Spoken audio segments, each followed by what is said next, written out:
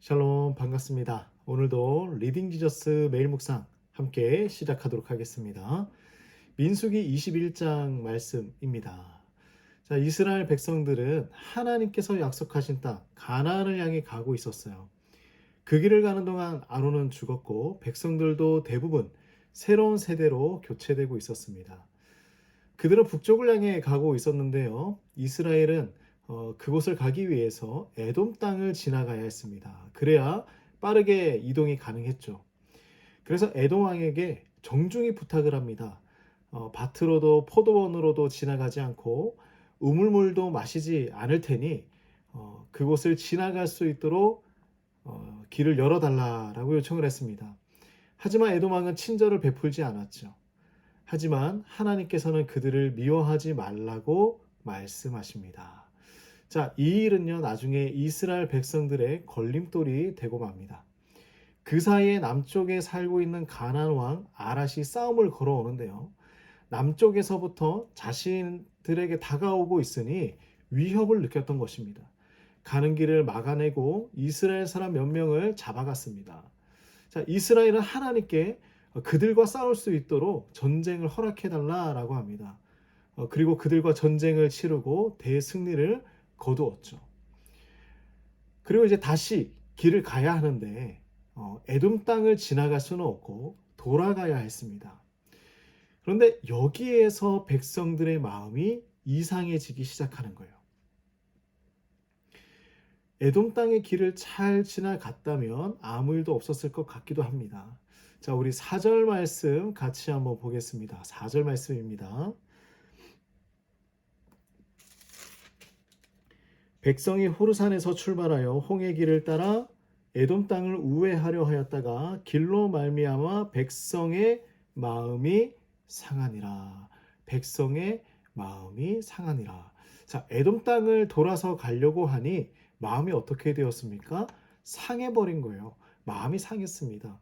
피곤했기 때문에 그들은 지쳤습니다. 그리고 또다시 원망하기 시작을 합니다.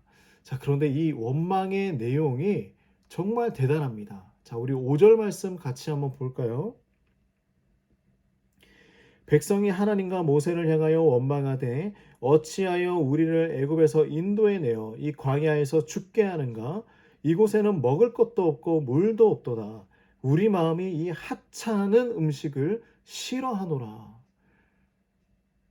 이들의 표현이 참 대단하지 않습니까? 어찌하여 우리를 애굽에서 인도하셨고 이 광야에서 죽게 하십니까? 먹을 것도 물도 없는데, 그리고 우리 마음이 뭐라고 합니까? 하나님 주시는 그 음식에 대해서 하찮다고 표현을 합니다. 우리를 애굽에서 끌고 나와서 광야에서 죽게 합니다. 누구를 향해 원망하고 있습니까? 하나님과 모세를 향하여 원망합니다. 먹을 것도 없고 물도 없고, 그리고 하나님 주신 음식을 향하여 하찮은 음식이라고 표현을 합니다. 물론 이해는 할 수 있어요. 매일 같은 음식을 계속 먹으면 누구라도 질릴 수 있습니다. 하지만 하나님 주신 것에 대해서 하찮은 음식이라 말할 수 있는 것, 이것도 대단한 담력이 있어야 가능하지 않을까요? 이 백성들은 이미 하나님을 쉽게 생각했던 것 같습니다. 이렇게 불평과 불만 가득한 백성들에게 하나님은 무엇을 보내십니까? 불뱀을 보냅니다. 많은 사람들이 불뱀에 물려서 죽고 말았습니다. 하나님의 심판이 이루어진 것이죠. 그곳 상황을 한번 상상해 봅시다. 너무나 참혹했던 것 같아요. 죽어가는 서로를 바라보면서 아마도 그런 말을 하지 않았을까요? 아니, 왜 그렇게 불평을 해서 지금 이 사단을 만들었냐? 우리가 다 불뱀에 물려서 죽게 되지 않았냐? 이런 생각을 했던 것 같습니다. 고난이 찾아올 때마다 왜 우리는 불평을 하게 될까요? 하나님은 우리를 보시면서 인내하고 기다려 주시는데 우리는 왜 믿음으로 기다리지 못할까요? 어려울 때 믿음으로 인내하며 묵묵히 때를 기다리면요, 문제가 해결될 때가 많이 있습니다. 그 일이 하나님께서 하시는 일이라면 더욱더 그렇죠. 왜냐하면 그 고난의 시간들은요, 대부분 테스트의 시간이기 때문입니다. 그래서 우리에게는요, 의미 없는 고난이란 없습니다. 하지만 저도 이렇게 설교를 하고 있지만 이 고난이라는 것은 참으로 힘이 듭니다. 견디기 쉽지 않고요. 언제 끝날지 모르는 그 긴 시간을 보내야 하는 것도 너무나 힘든 일입니다. 솔직히 고난이 끝나긴 할 것인가? 언제 이것이 끝이 날 것인가? 그런 생각도 들 때가 있습니다. 심지어 그 누구 하나 지금 내가 겪고 있는 이 고난에 관심도 없는 것 같은 그런 느낌이 들 때도 있어요. 그럼에도 우리가 소망을 가질 수 있는 것. 하나님만은요, 우리에게서 시선을 옮기지 않으시기 때문입니다. 그렇다면 하나님은 왜 우리의 고난을 지켜보기만 하실까요? 우리를 그 고난에서 바로 건져주시면 얼마나 좋겠습니까?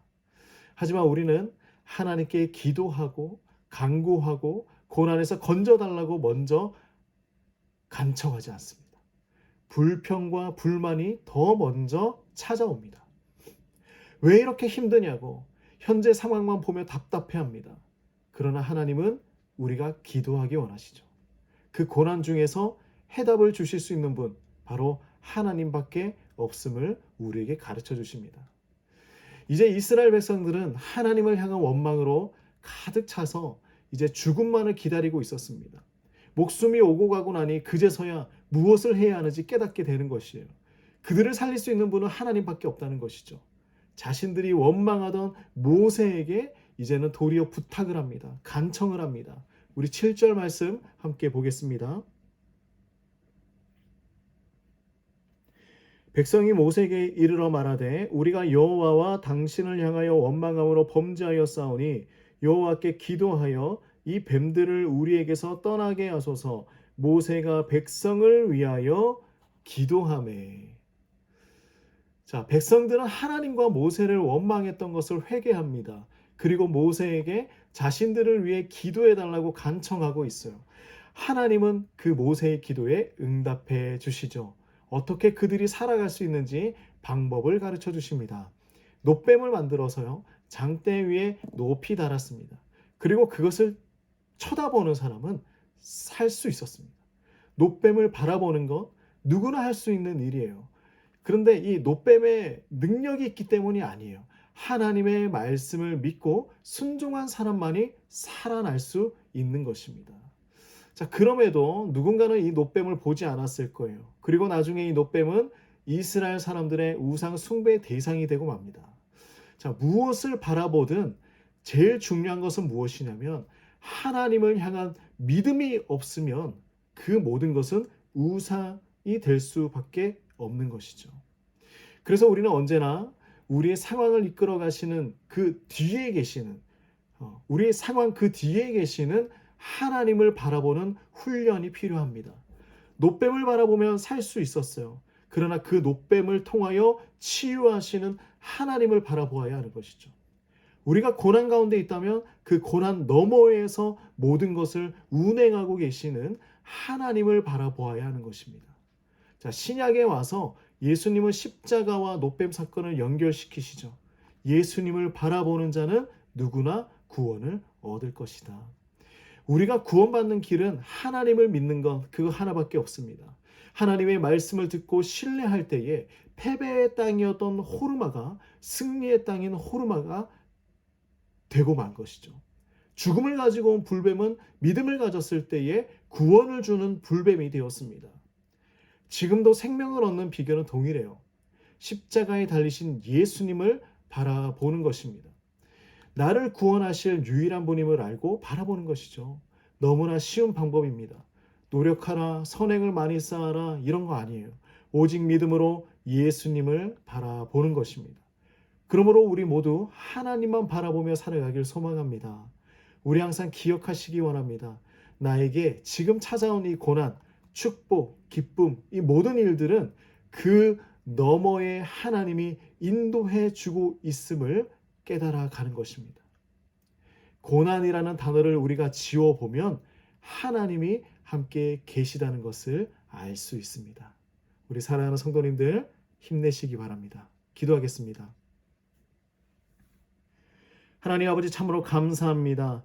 하나님 우리가 오직 주님만 바라보며 이 모든 환난과 어려움을 이겨나가길 소망합니다. 고난 가운데에 그 너머에서 우리의 삶을 인도하시는 하나님을 의지하며 나아갑니다.